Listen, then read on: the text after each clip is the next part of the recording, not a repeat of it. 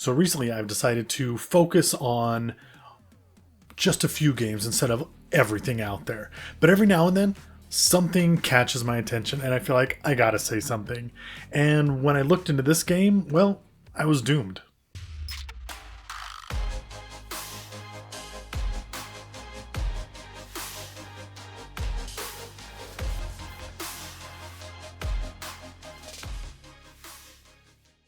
So when I say I was doomed, what I meant was that I was looking into the game 1490 Doom. Okay, and I mean, it's got to be good, right? It's promoted by Napoleon Dynamite. Which, take that as you will. Maybe that's a big deal to you, maybe it's not. But, for me it was like, what is going on? Because I knew that he was kind of from around the area where I live. And I looked into this game company, and sure enough, they're from Provo, which is, not even an hour away from where I live. And so I thought, I kind of got to look into this a little more. And I was pulled in. I mean, what can I say? I love tabletop games, and I love skirmish games, and I love chess. Okay, and I bring that up because 1490 Doom is very different from most other tabletop skirmish games because you have a team of 3. And most games you have, 3 or 4 or 5 moves, maybe 5. Like, that's a lot of different turns to have in a tabletop skirmish game. And in 1490 Doom, you have 7. And that seems like a lot, but when you start playing the game and you get into how the game works, it's really cool because instead of doing these giant 20-minute turns each person, once you start playing, your turn's only going to take a few minutes. And I will say this, with the movement speeds being as low as they are, and with the climbing and all these different aspects of the game, at first it feels like you can't get anything done, okay? But then as the end gets closer and the units get closer, the turns get more intense, there's more at stake, there's all sorts of things going on, and it just turns into this like chaotic thing. And just like in chess, every move begins to count. Every move is super important. And it's a very skill-based at the same time as throwing a little bit of chance in there with the dice rolls, but it's simple and I really enjoyed it. And usually when I get into a game like this, I have time. I have time to, I gotta print the miniatures and paint everything up and do all this stuff. But I learned about this game last week. And their campaign for funding is live right now on GameFound. And as of this video, their goal was $20,000 just to get started, right? And they've already surpassed that. They're over $100,000 already.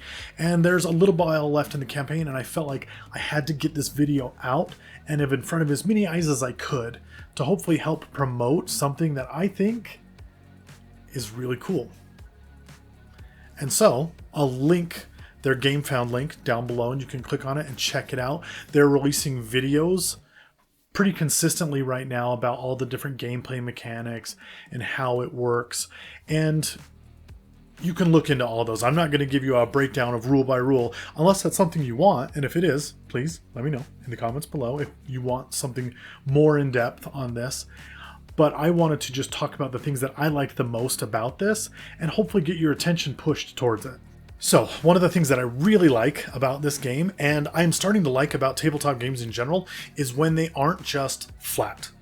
I like the terrain, I like the buildup of Necromunda, the three-dimensionality of it, where it's not just moving forward and hiding here or behind this terrain or whatever. It's, I'm going up this building, I'm going to jump over here, I'm going to do this.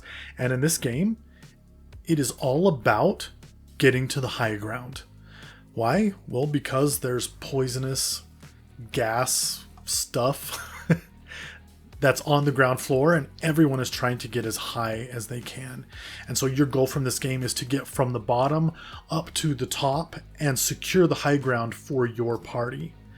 And to do this, they have grappling hooks, they have climbing, they have ladders that your characters can carry with them, and they have all sorts of different characters. I think there's 7 different classes right now of characters, and with those they actually have like legendary characters and things like that that fall into one of those categories, but it's cool. Just look into that part of it.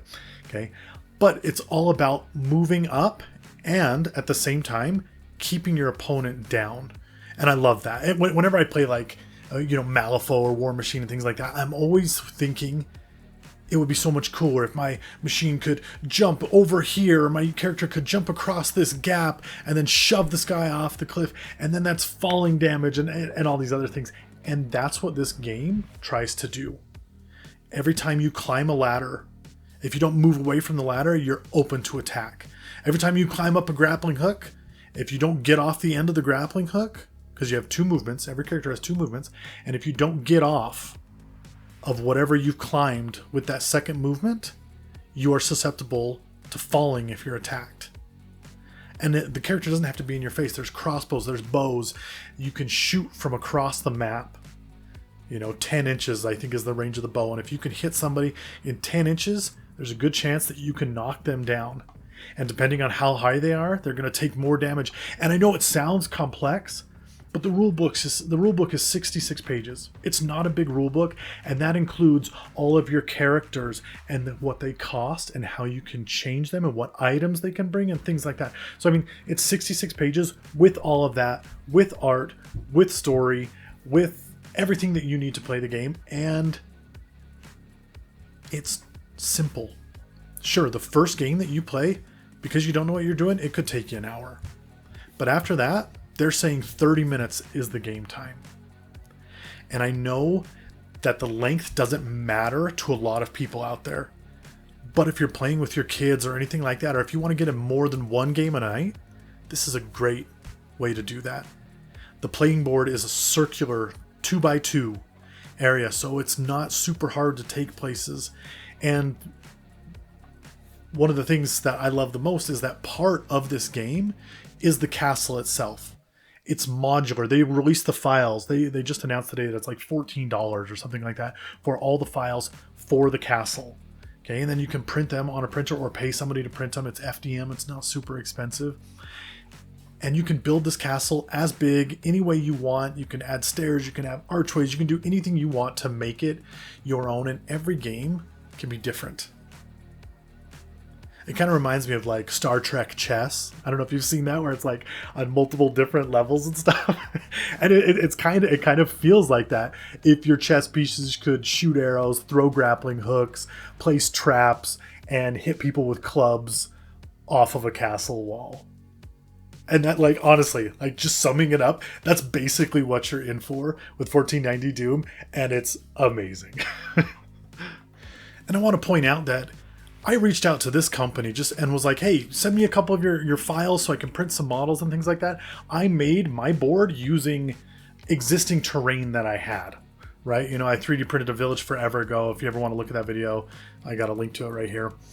And I started 3D printing a bunch more for this because I was like, it would be cool if I had this wall and this thing, and these ladders and all this stuff. And it's like, it's all stuff I could use for D&D, so it's multi-purpose and things like that.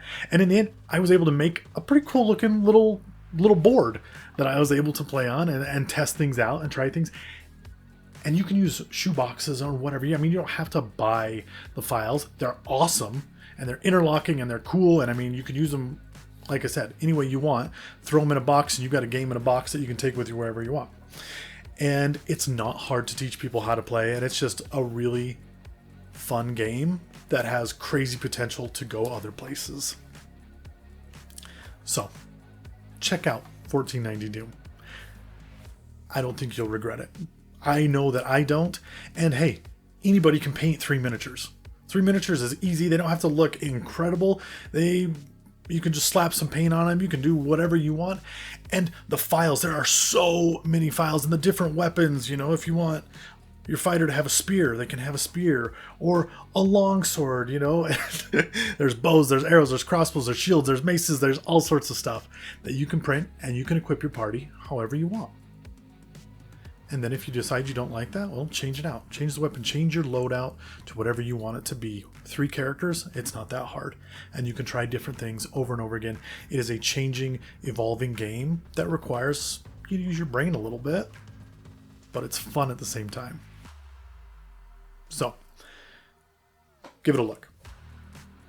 I don't think you'll regret it. And like I said, if you want to see more content like this, put it down in the comments below. Subscribe to the channel, and I'll do my best to get more of this stuff that I think is so crazy, and I hope that you will think is so cool in front of you. Because hey, here at Pulsegate Games, that's what we're all about. Making your tabletop gaming experience the best that it can be, and hopefully introducing you to some cool stuff. I got a couple other games that I'm thinking about introducing with time that I think are amazing, and I hope that you will too.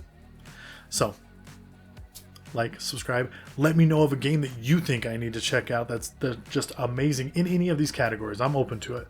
As long as it's tabletop gaming, I'll give it a shot.